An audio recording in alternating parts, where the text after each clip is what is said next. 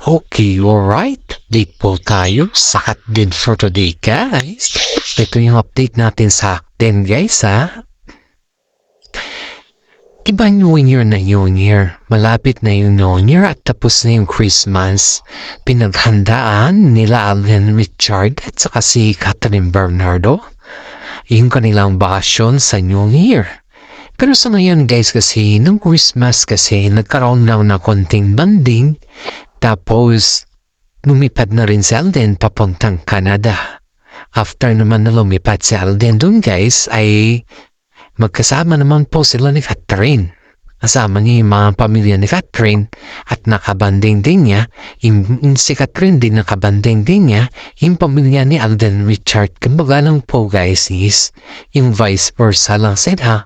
Dahil alam naman natin na yung kanilang banding effect ay medyo limit lang sa ngayon dahil ang moment talaga sa ngayon, guys, is yung talaga sa pamilya ba, yung banding ng pamilya talaga yung moment sa ngayon, guys, ng Catherine. Kaya binibigay nila yun sa kanilang pamilya. Ngayon, guys, dating sa ito yung mga tanong ng mga ibang netizens sa atin kung bakit daw iniwan ni Alden Richard si Catherine sa Pilipinas no kung saan po ay bakit si Alden lang daw yung lumipat sa Canada at hindi daw niya sinama si Catherine. Ito naman tayo, guys. Ito yung tanong ng mga netizens sa atin. Kung willing pa ba si Alden na mapatunayan daw yung katotohanan kay Catherine? Willing pa ba si Alden dyan?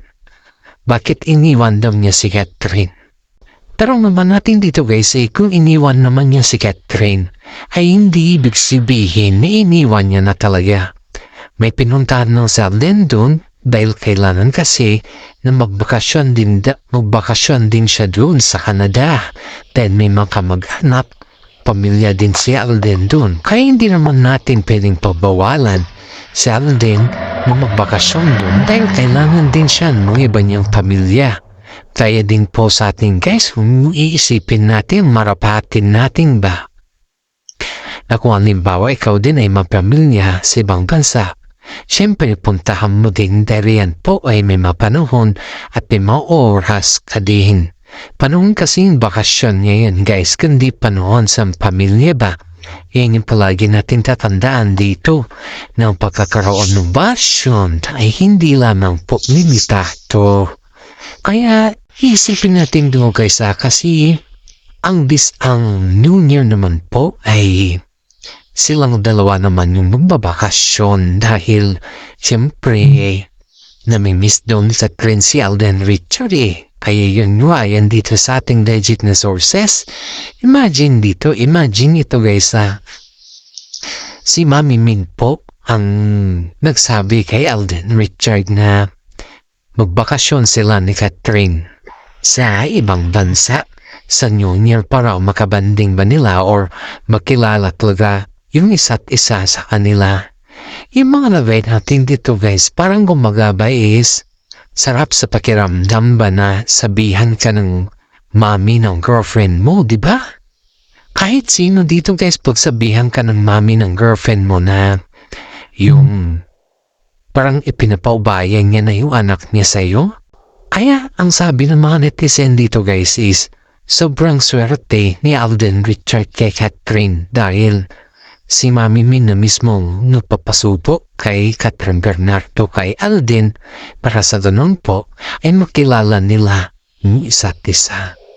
Yan po yung pinakamasarap na pakiramdam ba, pinakamasarap na pakinggan at masarap sa pakiramdam na you are doing your best dahil alam mong botong-boto sa'yo yung pamilya ng babae.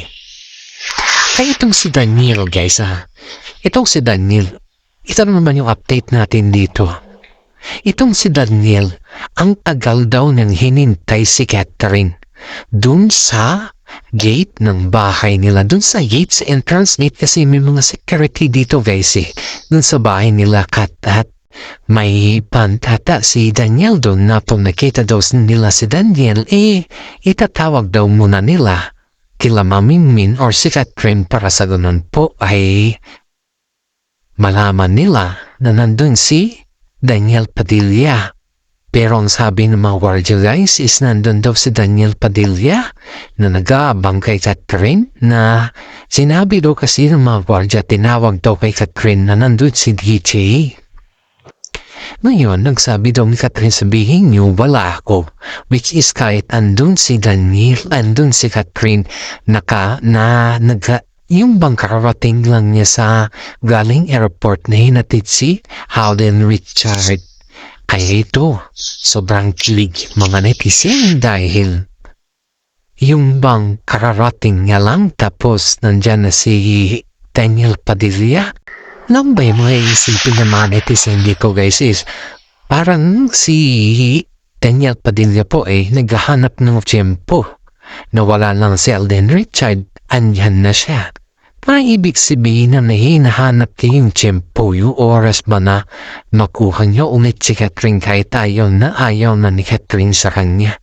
Kaya sabi dito ni Mami Min sa kanya na huwag mo na entertainin, ako na lang ang kausapin Daniel, ako na makipag-usap sa kanya dahil yun naman talaga ang sistema natin na hindi mo na siya kausapin. Kausapin mo lang siya pag may mga kasama ka. Pero pag kayo na, hindi na pwede. Yan po yung sabi nito, sabi ni Mami Min kay Catherine. Kaya nga po, sabi naman ni Catherine is gano'n naman talaga yung kanilang sistema guys. Kaya, laking pasalamat ni Catherine dahil hindi po siya binabayaan ni Mami Min sa lahat ng bagay.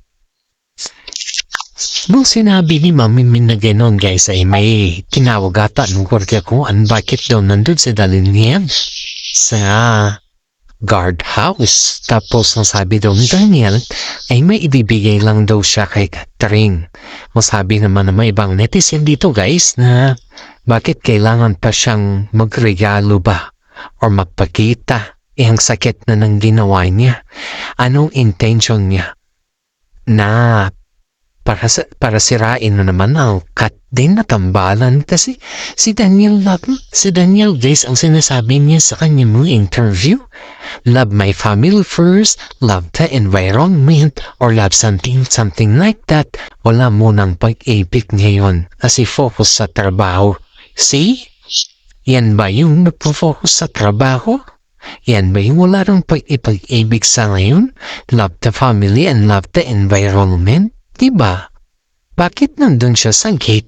Ang tanong nga ito din yung mga tanong natin guys kay Daniel Padilla kasi itong si Daniel ay pinipilit niya talaga ang kanyang datingan. Akala mo kahit siya yung kauna kay Catherine, akala mo bibigay si Catherine sa kanya guys. Ito yung parang iniisip yung babalikan daw siya ni Catherine dahil nandyan daw si Mami Min na sumusuporta sa kanyang decision.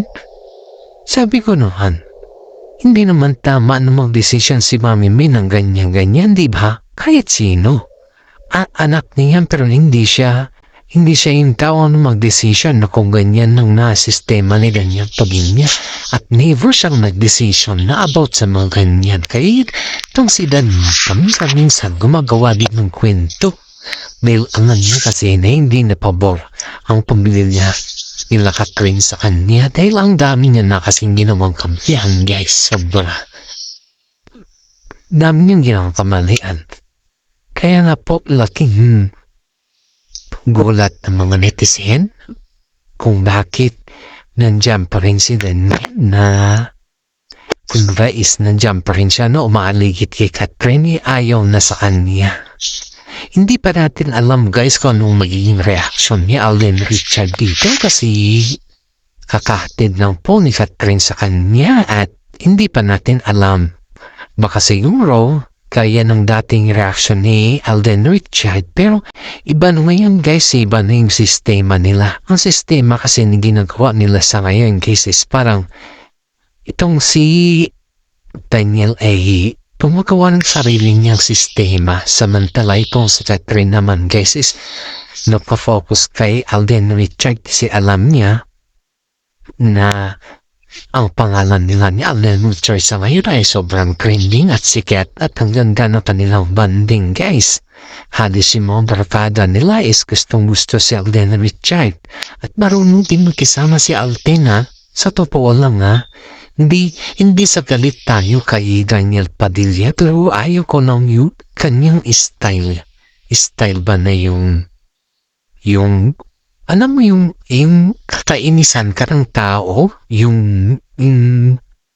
pakiramdam mo parang nang iinis ng tao ba? Parang ganun kasing pakiramdam mo pakiramdam ko kay Daniel Padilla sa kanyang ginagawa. Dahil makita naman natin na nung hindi nanood yung Alden Richards at saka si Catherine Bernardo sa mga ibang shows ba nandyan siya. Siya naman yung nagpasikat. At saka ito pa, magpaalam daw siya kay Catherine para daw dun sa kanyang magiging female leading lady sa kanyang teleserye. Tama ba naman yan?